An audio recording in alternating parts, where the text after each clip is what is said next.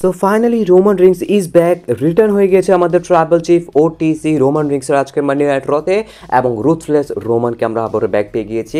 যদিও এটা হয়তো বা 1-2 দিনের জন্য বা এই ফিউডের জন্য, বাট ব্যাক তো পেয়েছি। সো কী হয়, আজকে আমাদের মেইন ইভেন্টের ম্যাচ ছিল সিএম পং এবং সেথ রলিন্সের মধ্যে, এবং এই ম্যাচটা আসলে গ্রেট ছিল, স্টিল গেজ একটা ম্যাচ। তারা দুজনই তাদের বেস্ট অফ বেস্ট দিয়ে যাচ্ছেন, এবং ফাইনালি যখন কিনা এন্ডে আসতে আসতে আমরা দেখতে পাই তারা দুইজনই আসলে শুয়ে রয়েছেন অবস্থা টাইট, এবং যেরকম ট্রেডিশনাল সিস্টেমে আসলে রিটার্নগুলো হয় আসলে সেই স্টিল কেজের দরজাটা খুলে দেওয়া হয়, এবং সেথ রলিন্স অলমোস্ট সেখান থেকে বেরো যাওয়ার মতন অবস্থানে ছিল, বাট বাইর হচ্ছিলেন না, কারণ দুইজনই তারা হার মানার মতন না, কারণ তারা তো আসলে ম্যাচ উইন করতে আসেনি, তারা একে অপরকে ডিস্ট্রয় করতে এসেছে। তখনই দেখা যায় ভাই ক্রাউড চিয়ার করছে, অনেক লাউড চিয়ার করছে, অবশ্যই বোঝা যাচ্ছিল তাদের থেকে আসলে চিয়ার হচ্ছে না, পিছন থেকে রোমান রিংস এসে সেথ রলিন্সকে বের করে দেন, এবং যার কারণে সেথ রলিন্স যেহেতু বের হয়ে গিয়েছে, সেথ রলিন্স উইনার হয়ে যান, এবং সেথ রলিন্স এভাবে রোমানের দিকে তাকিয়ে থাকেন যখন কিনা দেখেন ভাই রোমান আমাকে বের করেছে। সো তারপর রোমান রিংস সুপারম্যান পাঞ্চ দেন, তারপরে ভাই ক্রাউডের মাঝখানে যান, তারপরে হাইপ করেন, তারপরে স্টম্প মারেন দুইটা, এবং ভাই অনেকের মতো তো ভাই সেথ রলিন্সের থেকে বেটার স্টম্প তো রোমান রিংস মেরে থাকেন। সো আরেকটা আসলে স্টম্প মারতেন হলো স্টিল চেয়ার বা এটা যাই ছিল সেখানে, বাট আসলে তাকে থামিয়ে নেন অ্যাডাম পেজ সবাই মিলে। সো এরকম মোমেন্ট আসলে রোমান রিংস তাকিয়ে থাকেন এবং এনজয় করছিলাম ভাই ক্রাউডের সাথে। হঠাৎ করে আসলে তার চোখ পড়ে মানে আমাদের রিংয়ের ভিতরে, সেখানে সিএম পাং তো রয়েছে, বাট পল হেমেন তাকে আসলে জড়িয়ে আসলে সাহায্য করছিলেন উঠানোর জন্য, কথাবার্তা চলছিল, এবং সেটা দেখে রোমান রিংস একটা স্মাইল করে, অনেকটাই এই শটটা এভিল আবার ইমোশনালও লাগছে। তো রোমান রিংস আসলে এমন না যে আস্তে আস্তে সাজেন, রোমান রিংস ডিরেক্টলি যে আসলে ভাই সিএম পাংকে সেই আমাদের স্কেজের উপরে মারেন, তারপরে স্পিয়ার দেন, তারপরে আরও মারা শুরু করেন, মানে আমাদের সিএম পাংকে একদম ডিস্ট্রয় করে দেন। এবং সিএম পাং কিন্তু আজকের ম্যাচে অনেক বেস্ট পারফরমেন্স দিয়েছে ভাই, একদম উপর থেকে নেমেছে, লাভ দিয়েছে, অনেক কিছু করে ফেলেছে, কেজের উপর থেকে লাভ দিয়েছেন। সো অসাধারণ একটা ম্যাচ গেছে তাদের দুজনেরই, হ্যাটস অফ টু দ্যাম, কারণ বছরে মানে 2-3 মাসে আসলে দুইটা বেস্ট অফ বেস্ট আসলে তারা ম্যাচ দিয়ে গিয়েছেন। নেটফ্লিক্সের প্রিমিয়ার এপিসোডে একটা, এখন আবার হেলেনেস মানে এই স্টিল কেজের একটা ম্যাচ। সো অবশ্যই দুইটা মানডে নাইট রতে গ্রেট ম্যাচ দিয়ে দিয়েছেন, যেটা কিনা রেসেলমেনিয়া মেইন ইভেন্ট হওয়ার দাবি ছিল। তো এটা আপনারা অলরেডি রয়ের একটা মেইন ইভেন্টে দেখে ফেলেছেন। সো অবশ্যই we are rating good, but হ্যাঁ মানডে নাইট র বাকি সব মিলে এত একটা ব্যাচ ছিল সেটা বলবো না, বাট দেখা যাক ভাই রোমান রিংস নেক্সট কী করেন। আজকে তো ভাই রোমান রিংস দেখে ভালোই লাগলো ভাই, ভালোই পারফরমেন্স দিচ্ছিল। আশা করি রোমান রিংস রেগুলার হবে, কারণ ভাই যেভাবে একটু পর পর উধাও হয়ে যায় এটা আসলে বেশি খারাপ লাগে, কারণ রোমান রিংস বেশি পার্ট টাইমিং করছেন মানে রিসেন্টলি যখন কিনা টাইটেলটা হারার পরে। আশা করি সেই জিনিসটা রোমান রিংসের তরফ থেকে বন্ধ হবে।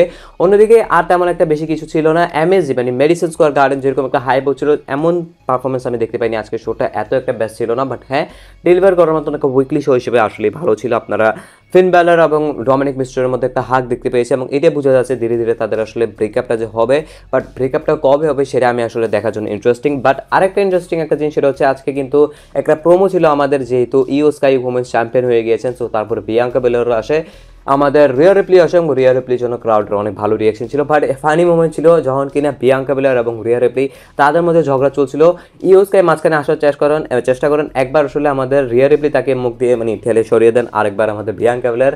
তো তারপরে ভাই ইউসকাই একদম রেগে মেগে তাদের দুজনকে একটা করে ভাই পাঞ্চ মারেন বা থাপ্পড় মেরে না, এবং ওইটা গ্রেট ছিল ভাই, একদম গ্রেট। আমার তো স্যাটিসফাইং একটা ছিল, এবং ইউসকে বলেন ভাই আমি চ্যাম্পিয়ন, তোমরা এখানে কী করছো, এরকম বলে রাগান্বিত হয়ে চলে যান, এবং আসলে বাচ্চা বাচ্চা লাগছিল যেহেতু হাইডে অনেক কম। অ্যান্ড এখন থেকে কিন্তু আপনার টাইমিংয়ে একটু হলে উল্টাপাল্টা দেখতে পারবেন, কারণ নেক্সট উইকে কিন্তু ডাব্লিউডাব্লিউ একদম আসলে ইউরোপিয়ান ট্যুরে যাচ্ছে, যেটা কিনা আসলে অনেক গ্রেট হবে মানডে নাইট র স্ম্যাকডাউন দুটোকে মিলে। সো এই ইউরোপিয়ান ট্যুরে আপনার রোড টু রেসেলমেনিয়া অনেকটাই গ্রেট আসলে সাউন্ড করছে। আমার মনে হয় এই কারণে ডাব্লিউডাব্লিউ আজকের মানে রতেও তেমন কিছু দেখানো হয়নি, কারণ তার কাছে আরও বড় বড় এপিসোড বাকি রয়েছে। ইউরোপিয়ান ক্রাউড কতটা গ্রেড হয় সেটা তো আপনারা সবাই জানেন, বাট যাই হোক এখানে কিন্তু টাইমিংয়ের একটু হলেও সমস্যা রয়েছে, কারণ আপনারা জানেন নেটফ্লিক্স এখন ডাব্লিউডাব্লিউ রয়েছে, তাদের কাছে ফুল ফ্রিডম রয়েছে। তো তারা কী করবে, যখন কিনা আসলে আপনারা জানেন ইউরোপিয়ান টাইম এবং ইউএসএ মানে আমেরিকা এবং ইউরোপিয়ান টাইমের মধ্যে অনেক পার্থক্য রয়েছে। আপনারা যখন আগে দেখতেন যে ফ্রান্সে গিয়েছিল শোটা কিন্তু আসলে রাতে হতো, যখন কিনা পিএলই হতো, বাট পিএলই তো আসলে যে কোনো টাইমে হয়, বাট একটা উইকলি শো এটা আসলে কেমন হবে, যেহেতু নেটফ্লিক্সে রয়েছে এই কারণে যখন আপনারা এই রাতে দেখতে পারতেন সেই রাতে আপনারা সেই শোটা আসলে একদম লাইভ দেখে নিতে পারেন। বাট বাংলাদেশ বা ইন্ডিয়া ভারত এখানে একটু হলেও পার্থক্য থাকতে পারে, কারণ যেহেতু সোনিতে রয়েছে, সোনি তো আর সব সময় আসলে দেখাতে পারবে না, কারণ সোনিরও একটা টাইমিং শিডিউল রয়েছে। তো সোনি তো অথবা আপনারা একদম মানে 5:30 যেই টাইমে আপনার সবাই রেগুলার দেখেন সেই টাইমে দেখবেন। বাট আপনার যদি নেটফ্লিক্স আসলে বাই করতে পারেন এখনই সাবস্ক্রিপশন নিয়ে, মানে অনেক কাজ করে ভিপিএন লাগিয়ে, সো সেক্ষেত্রে আপনারা অবশ্যই অন্য টাইমে মানে যে টাইমে ডাব্লিউডাব্লিউ লাইভ দেখাবে সেই টাইমেই দেখতে পারবেন নেটফ্লিক্স থেকে। সো আশা করি বুঝতে পেরেছেন টাইমিং এটা কিনে আরও আপডেট আমি জানিয়ে দিব। সো অবশ্যই আমাদের চ্যানেলে পাশে থাকবেন। অন্যদিকে গোলবার্গ কিন্তু রেডি রয়েছে তার আসলে একদম ম্যাচটার জন্য, কারণ তিনি অলরেডি অনেকদিন ধরে টুইটারে অনেক পোস্ট করে যাচ্ছেন I am back, I am coming than that. বা যাই হোক, তিনি আসলে খুব শীঘ্রই আসেন এবং তিনি আসলে সেই আবারও আগের মোমেন্টটাকে মানে আমাদেরকে রিমেম্বার করেন, যেভাবে আসলে 2016 সালে তিনি ব্রক লেসনারকে মাত্র 86 সেকেন্ডে স্কোয়াশ করে দিয়েছেন, মানে একদম ডিস্ট্রয় করে দিয়েছিলেন। সো তিনি আবারও আসলে টুইটারে বলছেন ভাই আমরা আবারও এরকম একটা জিনিস করে দেখাবো খুব শীঘ্রই।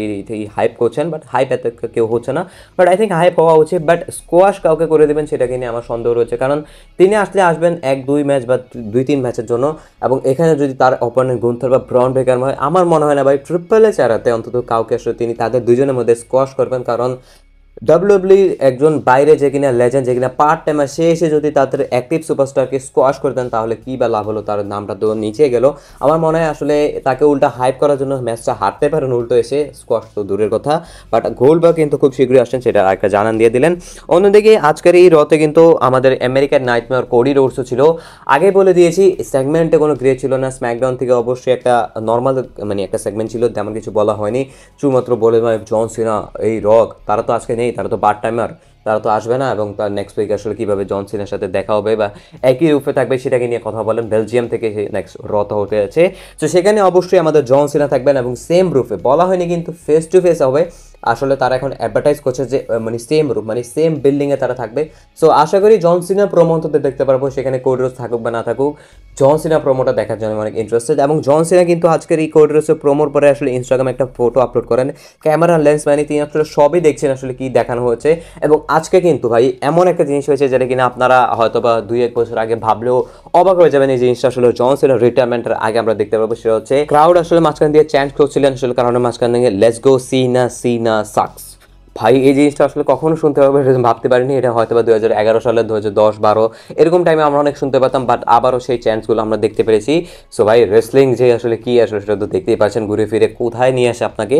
সো আশা করি বুঝতে পেরেছেন। আজকের জন্য এতটুকুই ছিল ভাই। রোমান রিক্স ইজ ফাইনালি ব্যাক। আশা করি রোমান রিক্স এই স্টোরি লাইনটাকে উপরে নিয়ে যাবে, কারণ অনেক ডিপ স্টোরি লাইন হতে যাচ্ছে, যেভাবে পল হেমেন এবং সিএম পাংয়ের মধ্যে কিছু দেখানো হচ্ছিল এবং সেখানে এসে আসলে রোমান রিক্স সব কিছু ভঙ্গ করে দেন। সো এখন এটাকে নিয়ে ফাইনালি স্টোরি লাইনটা কুক করতে যাচ্ছে, সেটা তো আমি একদম শিওর। সো আজকের ভিডিওটি এতটুকু দেখার জন্য আপনাকে আছি অসংখ্য ধন্যবাদ।